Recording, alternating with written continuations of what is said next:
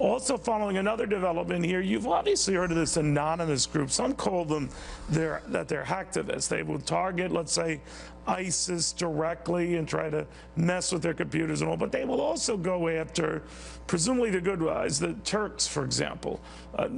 That's depending on your perspective, you believe the Turks are the good guys, but they've been hacking them as well. So I'm not sure whose side they're on. They just seem to mess up all sides. Online security expert Robert Siciliano on what he makes of Anonymous and what it's up to as a group. What do you think?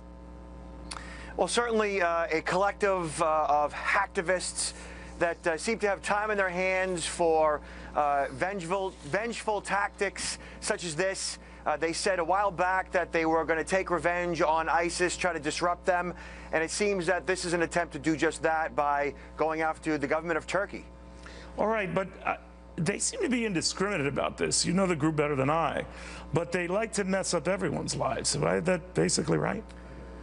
Well, they generally take upon some form of a cause, someone that they feel, or some entity that they feel is unjust, and they seek justice. At least that's generally what the consensus is. You know, hacktivism is activism, and whether you agree or not, generally their modus operandi is to disrupt and often, you know, to make a wrong right.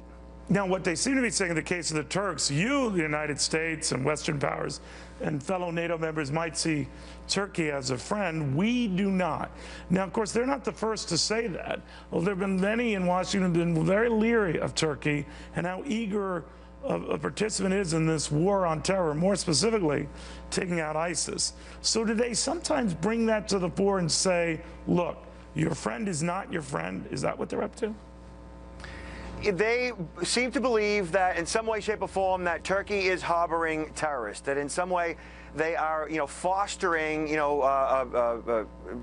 ISIS in some way, harboring them, protecting them in some way, and that, you know, what they're doing is unjust and that they're bringing attention to it.